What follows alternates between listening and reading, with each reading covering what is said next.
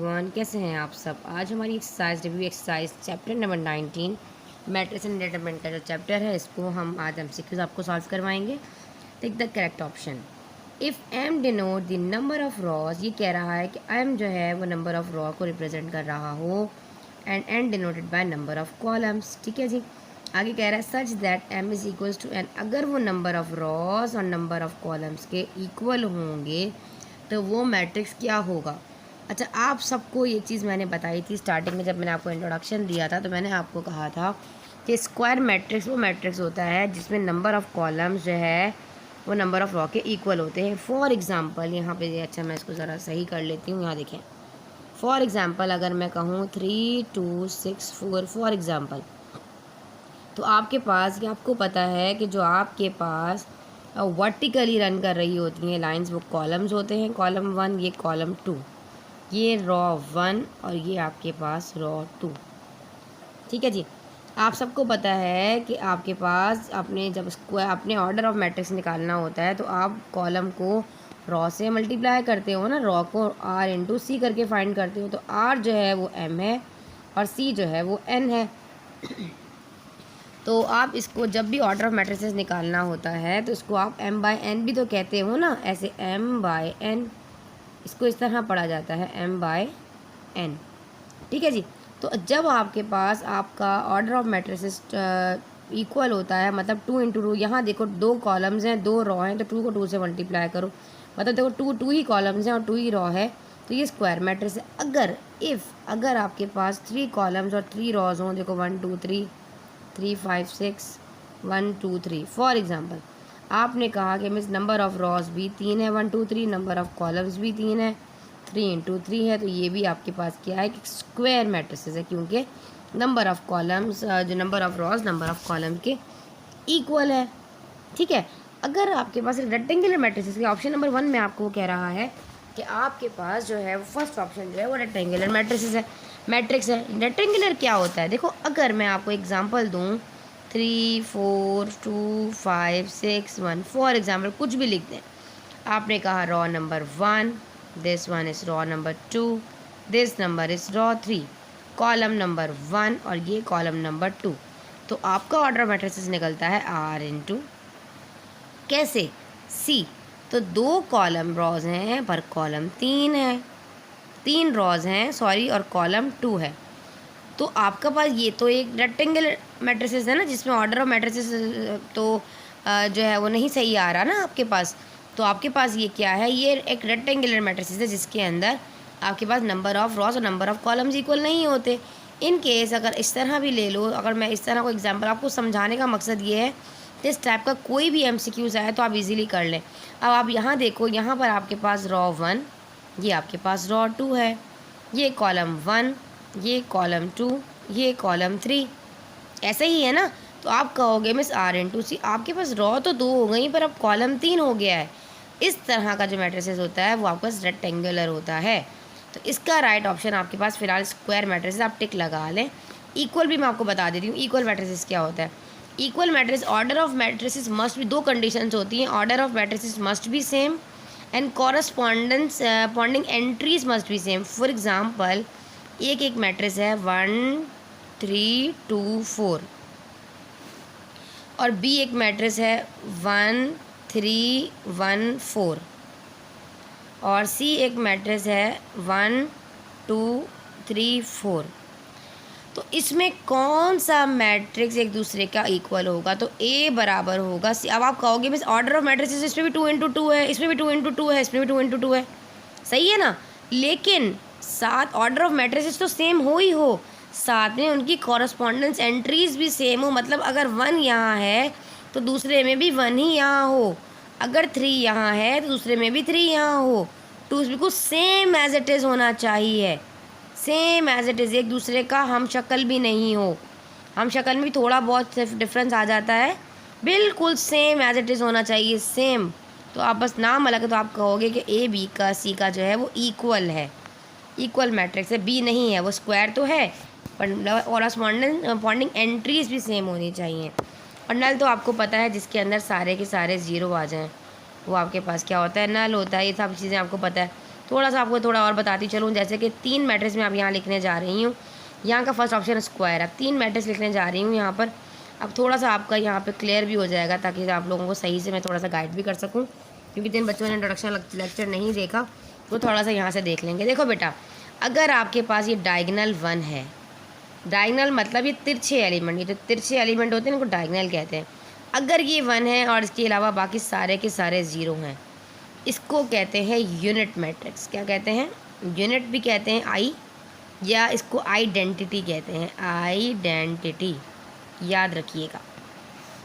अगर आपके पास ये वाले 1 की जगह पे सेम हो, 3 3 हो, 2 2 हो, 4 4 हो, 7 7 हो, वॉटएवर बाकी सारे के सारे 0 हों, तो वो क्या कहलाता है? वो कहलाता है स्केलर। स्क्वायर तो है ही है, डायगनल भी है, लेकिन साथ उनकी ये जो डायगनल एलिमेंट्स हैं ये भी सेम है, तो ये कहलाता है स्केलर। क्या कहलाता है? अब अगर ये वाली आपके पास नॉन ज़ीरो हैं, देखो ऐसे 8 0 0, अब ये 1 के अलावा मतलब नॉन, इसके अलावा कुछ भी हो, मतलब जो स्केलर जो डायगनल की जो डेफिनेशन होती है, ऐसा मैट्रिक्स जिसमें दिए गए डायगनल में से कोई भी एलिमेंट मतलब कोई भी एलिमेंट एक नॉन ज़ीरो होना चाहिए और ऑफ डायगनल जो है वो सारे के सारे 0 होने चाहिए। तो ऐसा मैट्रिक्स जो है वो डायगनल मैट्रिक्स होता है। देखो यहाँ पे ये 4 है, ये आपके पास 8 है, और बाकी अगर सेम है तो स्केलर है, और सिर्फ सेम और 1 है तो वो यूनिट्स और आइडेंटिटी मैट्रिक्स डायगनल। ठीक है, इसमें 3 × 3 भी हो सकता है, 0 भी ज़रूरी नहीं कि स्क्वायर ही हो। इसके अंदर जो है आपके पास ऑर्डर पेयर मतलब 2 × 2 और 3 × 3 भी हो सकता है। ठीक है जी, ये आप लोगों को सही समझ में आ गया अच्छे तरीके से, उम्मीद करती हूँ। तो फर्स्ट वाले का राइट ऑप्शन आपके पास क्या आ रहा है कि स्क्वायर मैट्रिक्स आ रहा है। आगे बढ़ें, आगे कह रहा है if A iota 0 0 minus iota then A square.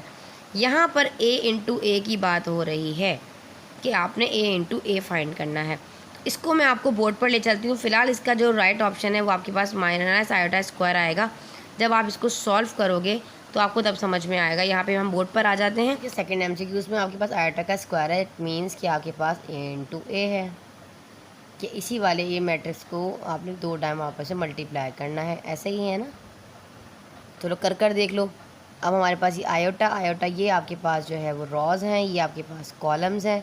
Her raw को फर्स्ट 1 बाय 1 कॉलम से करना होता है। पहले इस वाली कॉलम से करेंगे, आयोटा को आयोटा से करोगे तो आयोटा का हो जाएगा स्क्वायर। 0 के 0 को 0 से करोगे तो क्या होता है? 0 ही होता है, तो लिखना ज़रूरी है। अब सेकंड में आ जाइए, आयोटा को 0 से करोगे तो क्या होगा? आयोटा को 0 से करोगे तो 0 होगा, 0 को आयोटा से करोगे तब भी आपके पास क्या होगा? 0 हो जाएगा। यहाँ आ जाओ, 0 को आयोटा से किया तो 0, और आपके पास आयोटा को 0 से किया तो आपके पास 0, 0 को 0 से किया तो 0, और आयोटा को आयोटा से किया तो आयोटा का स्क्वायर। तो सिंपल आपके पास यहाँ पे बच जाएगा ऊपर आयोटा का स्क्वायर। ठीक है जी, यहाँ पर ये चीज़, और ये आपके पास प्लस 0, ये 0 और ये प्लस आयोटा का स्क्वायर, प्लस नहीं लगेगा। ठीक है जी, यहाँ तक समझ में आया। अब आप सबको पता है कि ये जो आयोटा है इसकी वैल्यू क्या होती है, जो आप 9th क्लास में पढ़कर आए हो। आयोटा का स्क्वायर बराबर होता है -1 के। ठीक है जी, तो हम क्या करेंगे, इस आयोटा की जगह पर हम लगा देंगे -1 0 0 -1। अगर यहाँ से मैं 1 कॉमन बाहर रख लूँ तो मेरे पास यहाँ पर 1 0 0 1 एक यूनिट मैट्रिक्स आ जाता है। और यूनिट मैट्रिक्स का मतलब है कि इसके जो डायगनल एलिमेंट्स हैं वो आपके पास क्या हों? 1 हो, और बाकी सारे के सारे 0 हों। तो ये मेरे पास क्या है? एक यूनिट मैट्रिक्स भी है, तो ये माइनस का आई है, और आपके आई स्क्वायर पूछ रहा था तो I2 है। ठीक है जी, यहाँ तक समझ में आया आपका। तो इसका जो राइट ऑप्शन आपके पास आया है हमारे पास क्वेश्चन नंबर 6 का 2 का सॉरी, वो सी ऑप्शन जो है वो राइट है। चलिए नोट कर लीजिए।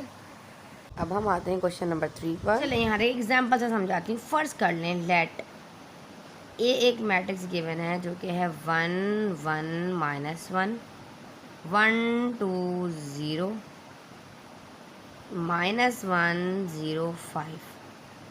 चलो इसका ट्रांसपोज करके देखते हैं। ट्रांसपोज करते वक्त हमें क्या करना होता है, हमें देखना होता है कि आया, अब आपके पास ये एक ए मैट्रिक्स भी है, ये एक ए मैट्रिक्स है, हम इसका ट्रांसपोज करने जा रहे हैं। जब हम ट्रांसपोज करेंगे तो ए पे हम टी लगा देंगे ऐसे करके। तो ये आपके पास जितनी भी रॉज हैं इसको आप कॉलम में ले आओगे 1 मतलब जो रॉज में है ना, इसको आप पूरे रॉ में ले, कॉलम में भी ला सकते, ज़रूरी नहीं कि मैंने कहा कि कॉलम को रॉ में कर दो, ये रॉ को कॉलम, आपकी मर्ज़ी है। रॉ को आप कॉलम में ले आओ, 1, ये 1 और ये माइनस का 1, मैं इस तरह ले आई हूँ इसको, ठीक है। अब ये 1 2 0, ये 1 2 0, ये 1 2 0, फिर ये माइनस का 1 0 और 5।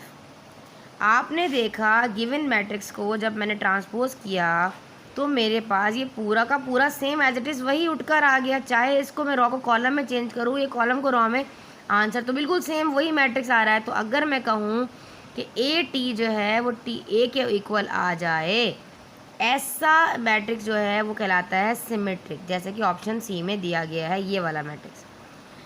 अगर यहाँ पर वही ए टी जो है वो नेगेटिव दे दे, मतलब -1 दे दे, तो वो आपके पास कहलाता है स्क्यू मैट्रिक्स। क्या कहलाता है आपके पास?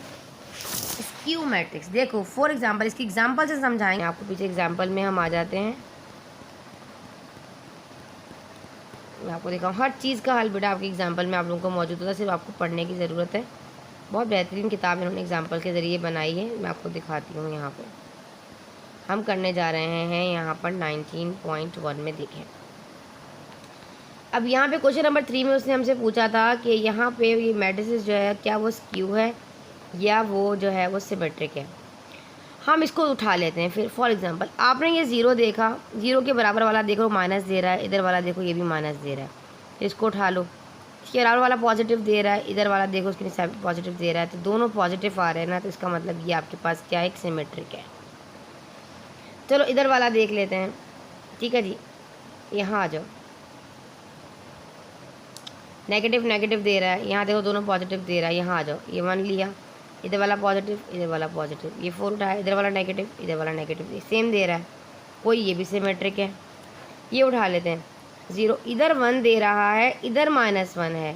सेकंड वाला देखो, इधर पॉजिटिव दे रहा है, इधर -3 दे रहा है, तो आपको नज़र आ रहा है ना ये क्या है कि स्क्यू है। सॉल्व करने पर उसका इन्वर्स दे दे, मतलब नेगेटिव दे दे, तो वो आपके पास क्या कहलाता है, इसका ट्रांसपोज करने पर -1 दे दे, तो वो आपके पास कहलाता है स्क्यू मैट्रिक्स।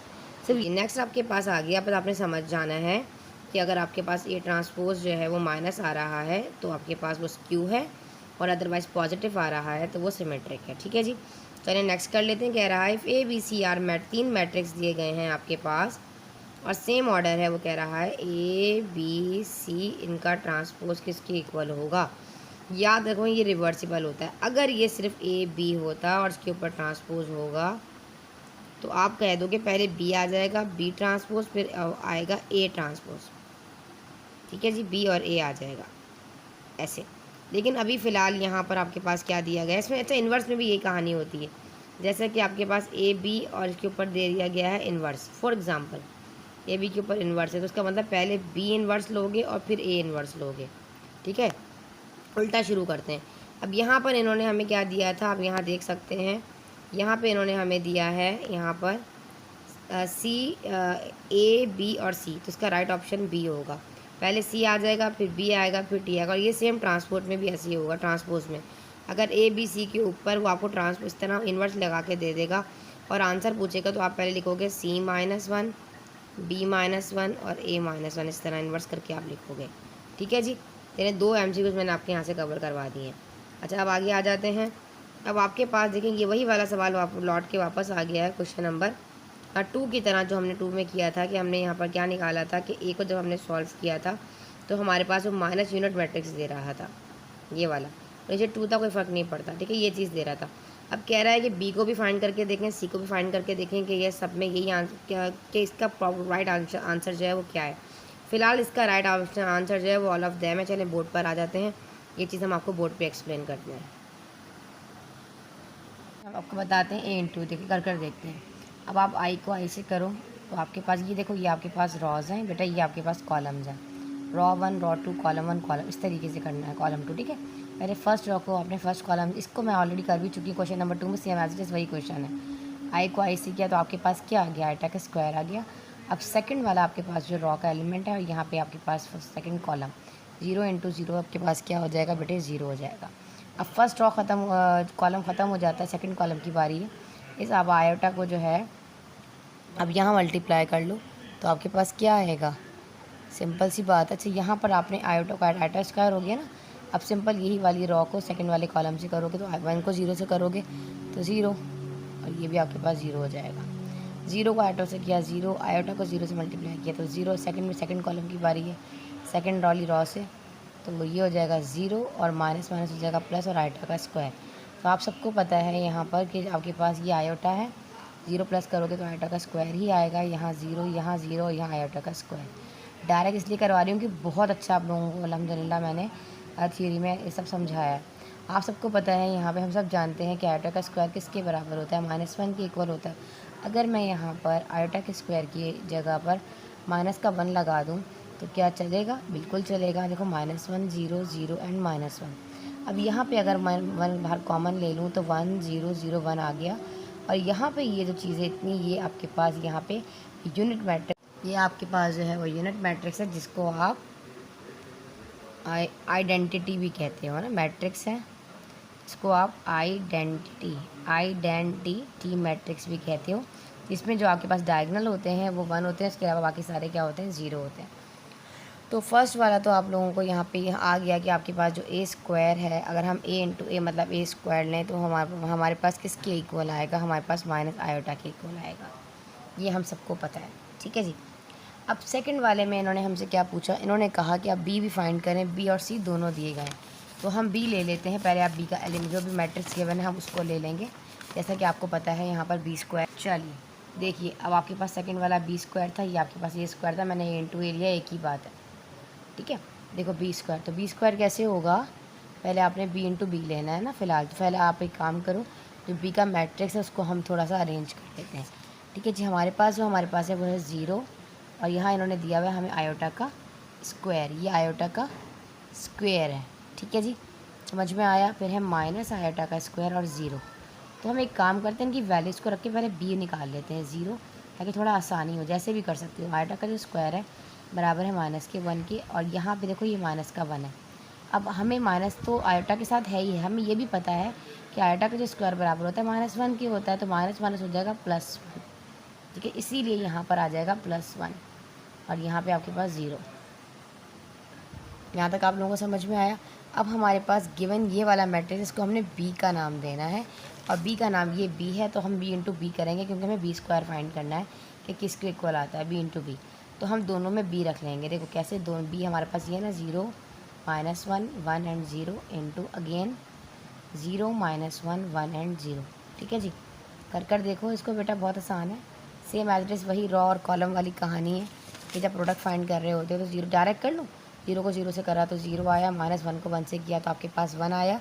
अब आपने फर्स्ट वाली ही रॉ लेनी है, और आपने सेकंड वाले कॉलम के साथ जो है आपने इसको मल्टीप्लाई करना है, ठीक है जी, ठीक है। फर्स्ट वाली ही रॉ सेकंड कॉलम के साथ 0 को 1 से करोगे तो क्या आएगा, 0 आएगा, सिंपल सी बात है, 1 0 0 आ गया, माइनस और माइनस फार्मूला का तो प्लस हो जाएगा, 1 0 0, और आपके पास 0 1 0, सिंपल। 1 1 आपके पास आ जाएगा यहाँ पर -1, और यहाँ पे आपके पास 0 0 क्या हो जाएगा, आपके पास 0, ठीक है जी। चलो ये कर देख लेते हैं सेकंड वाले में क्या होगा। ये आपके पास -1, ये 0 और ये -1।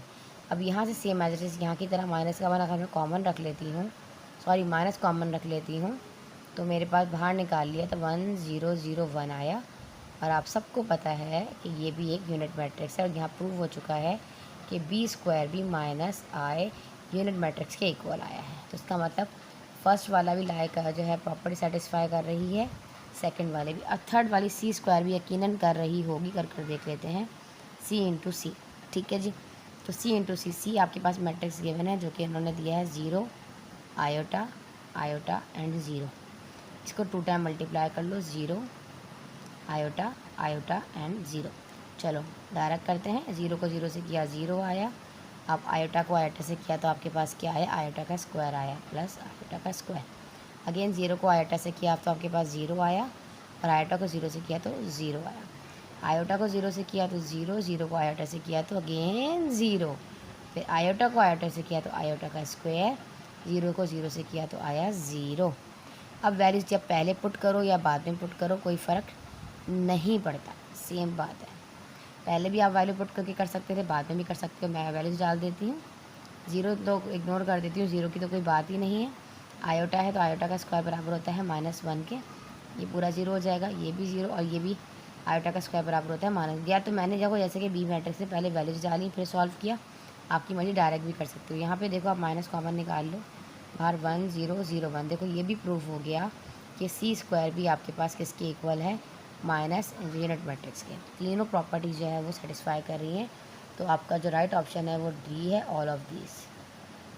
ठीक है जी, अब नेक्स्ट क्वेश्चन पर आ जाते हैं। क्वेश्चन नंबर 6 है, अगर हमारे पास 2 मैट्रिक्स दिए गए हैं, जैसे कि मैट्रिसेस दिए गए हैं, एक ए है और एक बी है। ए जो है sine theta minus cos theta sine theta है, जबकि बी आपके पास sine theta cos theta minus cos और साइन है। तो ए बी फाइंड करना है, प्रोडक्ट निकालना है, इन दोनों का प्रोडक्ट फाइंड करके देखेंगे इनमें से हमारा राइट ऑप्शन क्या है। चलिए जी, नेक्स्ट क्वेश्चन हमारे पास क्वेश्चन नंबर 6 का सोल्यूशन दे रहे हैं आपको।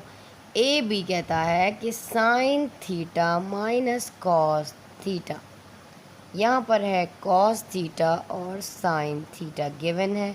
ए बी फाइंड करना है, ये ए है, और बी जो है वो आपके पास गिवन है sine theta cos theta minus cos theta and sine theta. हमारे पास ये इसके रॉज हैं, ये इनके कॉलम से हमें क्या करना पड़ेगा, इसको सॉल्व करना पड़ेगा, प्रोडक्ट फाइंड करना पड़ेगा ए इंटू बी का। देखो जब साइन थीटा को साइन से करोगे तो आ जाएगा sine square theta, minus minus हो जाएगा प्लस, और आपके पास ठीक है जी कॉस और कॉस हो जाएगा कॉस स्क्वायर थीटा।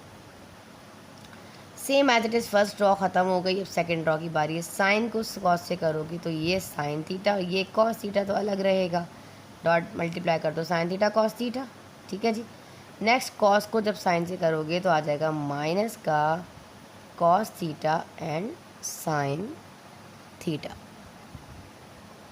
अब सेकंड वाली फर्स्ट ड्रॉ की कहानी ख़त्म है, सेकंड ड्रॉ की कहानी the same as it is, first column से एंड सेकंड कॉलम। अब हमें करना है यहाँ पर ये वाला रॉ और ये कॉलम्स, कॉस थीटा और साइन थीटा, तो हो जाएगा cos theta sine theta, same as it is cosine theta and cos theta, तो आपके पास हो जाएगा sine theta minus cos theta. Next आ जाए सेकंड कॉलम, कॉस कॉस हो जाएगा cos square theta, sine sine आपके पास हो जाएगा साइन स्क्वायर थीटा। समझ में आया? अब ये साइन स्क्वायर साइन थीटा और कॉस थीटा, इस कॉस साइन का कट जाएगा, एक ही बात है। और ये वाला आपके पास जो है आपके पास यहाँ कॉस स्क्वायर नहीं आएगा, सिंपल साइन आएगा। ठीक है जी, क्योंकि हमने सेकंड में साइन थीटा और कॉस थीटा किया, तो ये कॉस साइन जो है इससे कट जाएगा। समझ में आया?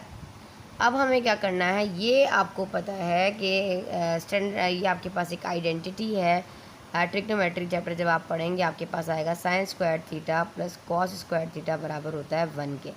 ये आपने याद करना, आपको उसकी वैल्यू पता होनी चाहिए। जब हम इंशाल्लाह ट्रिग्नोमेट्री पे आएंगे तो बहुत अच्छा डिटेल में आप लोगों को समझाएंगे।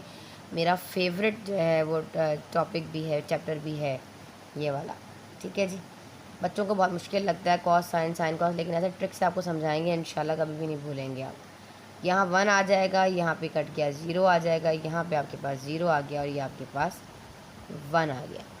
तो आपने देखा यहाँ पर आपके पास क्या आया है 1, ये आपके पास एक यूनिट मैट्रिक्स आइडेंटिटी मैट्रिक्स आ गया है। तो ऑप्शन इसका ए जो है वो option A is the right answer.